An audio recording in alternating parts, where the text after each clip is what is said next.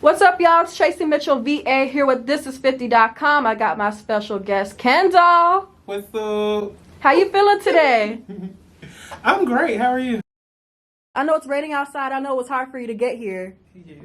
Yeah, for sure. So, we're here at ThisIs50.com, and, we're here to get to know you. You're very known in the social media space all over Atlanta. Would you say the same? I would say so. How did you get your buzz up? Like, what do you think made you lit? I'm a hustler. I'm a business first. I literally I go around in clubs. I try to get my shit played everywhere I can. Utilize my platform. I have a decent following. So yeah, basically mostly social media and just word of mouth. You're also a very fashionable person. Like, can you get into the details today, like with the outfit? Like, what made you want to put this together? Thank you. I just wanted to be neutral and neutral for you today. Give neutral energy. I love it. I love it. So, yeah. Well, Kendall, how long have you been in the music industry?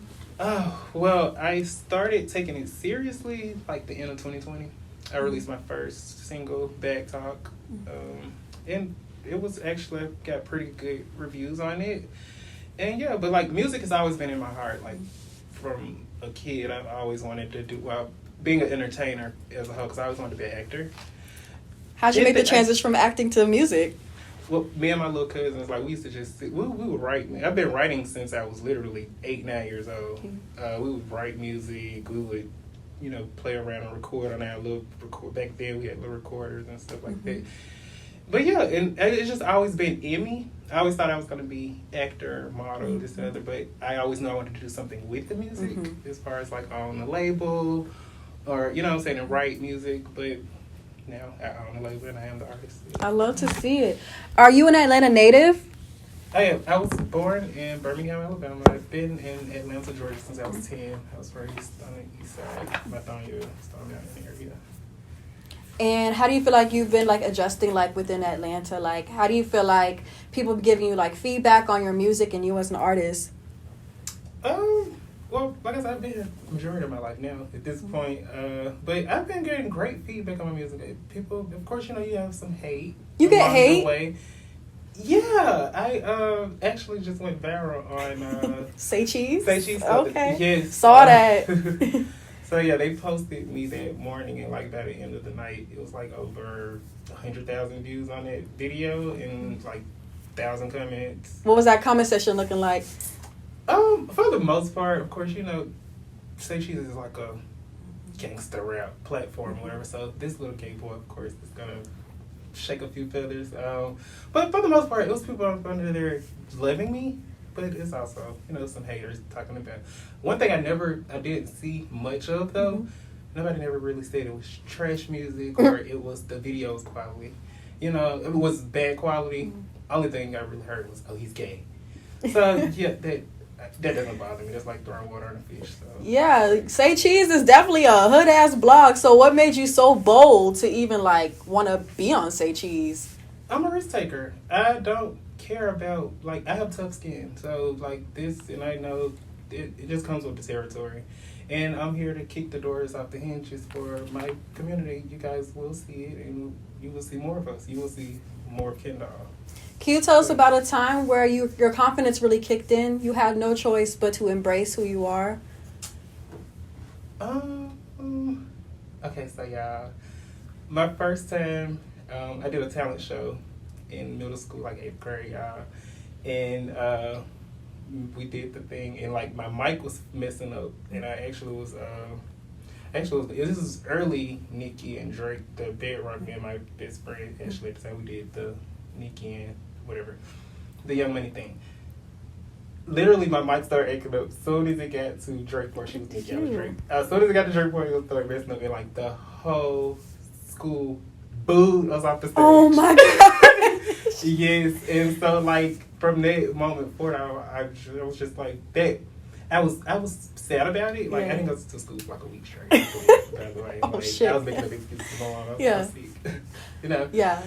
But and it built that tough skin for me.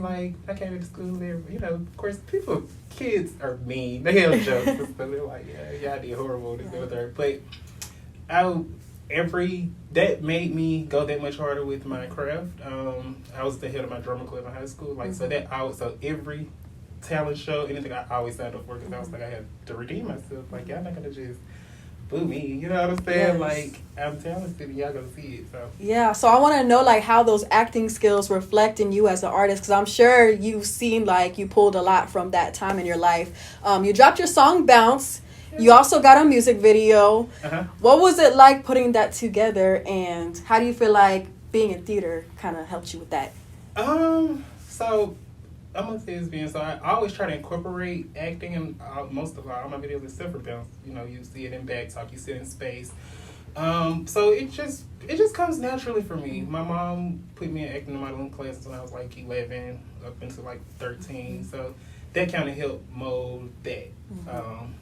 Got me ready for the world of entertainment. Yeah. So Bounce was a big song, and it's a big deal for you this year. Talk about the importance of it, how it came about, and the numbers too. Okay, so I was my consult London. He had just sent me a bunch of beats, and Bounce to me it was like 12 to 20 beats on there, and Bounce just stood out to me. It was just this like the way it come on. The raunchiness of it,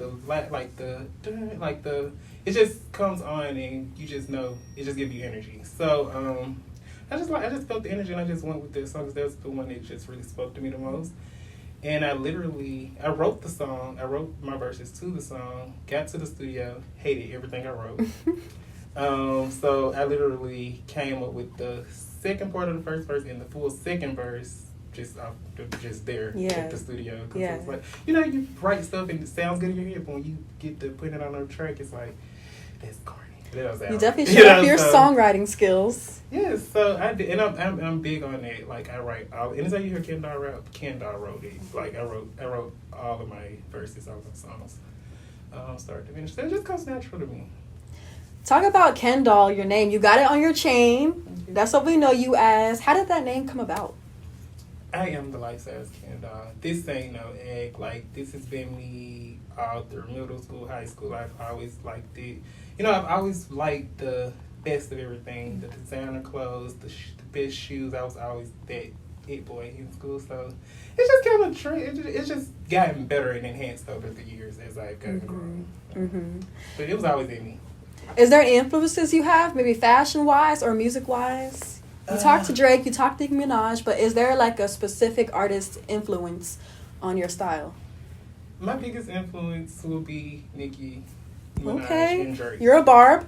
I am a Barb. I'm the head of the Barb committee. Don't come for Nicki, I will come for you. You be in the comment section? I will. Okay. I have been. I've gotten better because, being in the industry myself, it comes with the territory. So you just gotta. Everybody's not gonna be everybody's cup of tea. I'm not everybody's cup of tea, but I'm gonna be here. It's good to know you member of her. What does she call her? The Barbs. Yeah. Okay. Member of the Barbs. All right. So, what are some highlights of your career that you could give us? Maybe you opened up for somebody. Maybe you got a co-sign, or maybe you collaborated with somebody. Well, just here recently, I was just approached by the big Bounce producer in New Orleans. I don't want to speak too much on it because we ain't released yet. Maybe it'll be released. It's a feature? Well, he's a Bounce producer. I don't know if you know Slash. Okay. But he heard Bounce and he was just like, I love what you're doing. I love the song and I would like to, remix it. He's very notable. Who's he worked with? A lot of. He do like a lot of bounce music. Like I think the girl name is like Vicky. I could tell you the songs because you probably hear it in the club, but I probably can't tell you their names. But it'd be like the one she be like, "Boy, say my name, sit on something, like sit on that." You know what song I'm talking about? Yeah, I definitely do. He produced that. He produced what's it called? Twerk for me. And how did it feel to know that somebody on that caliber wanted to work with you on a song that you wrote and you created?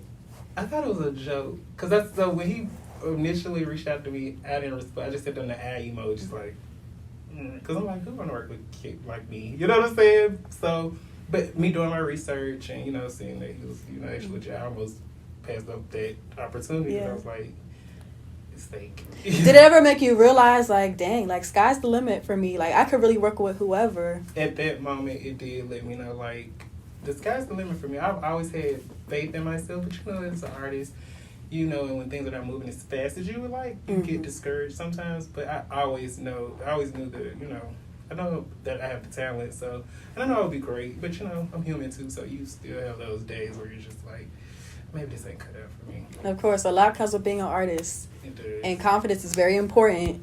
It is. Who was the first person to tell you, damn, you're pretty good at music? So, when I was a kid, I never really let people hear my music, but me and my cousins, the ones we used to write. You kept it away from them? Yeah, well, me and my cousin like D and stuff, like we used to write music together, literally. But it didn't go past them. But since when I released Bag Talk, before I released it, and I was letting, you know, my peers, my family, friends, and stuff hear, it was like, oh, this is really good. Like, you really got something going here. And like I said, it's just, you know, just friends, family, few select people that I let hear my music before I actually released it. It was giving me that push, you know, to take this seriously and really do it because you really got the talent.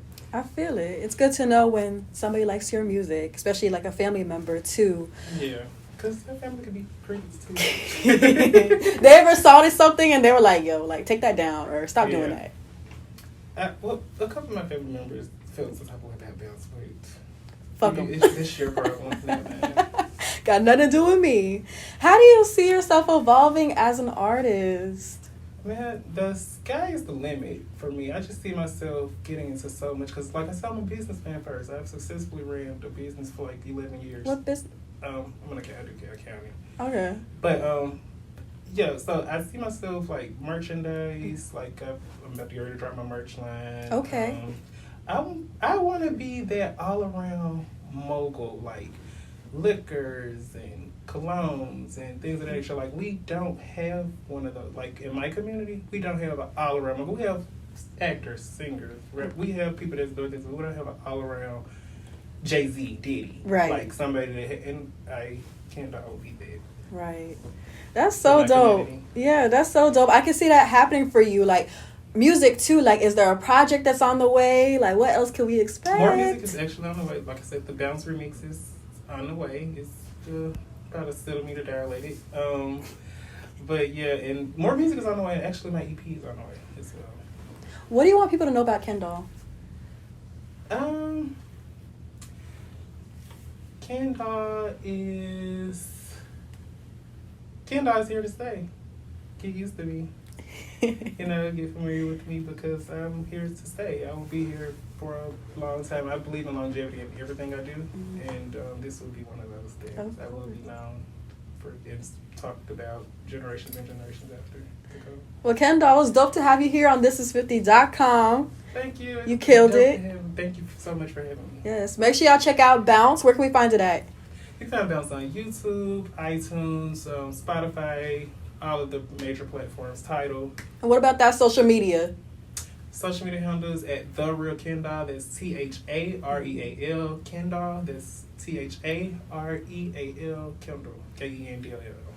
This was The Real Kendall. Don't forget the 20. Don't forget, yeah, there is a 20 in there. Let's not forget that. This was The Real Kendall interview, y'all, here in Atlanta with ThisIs50.com, Tracy Mitchell VA. I'll see you guys next time.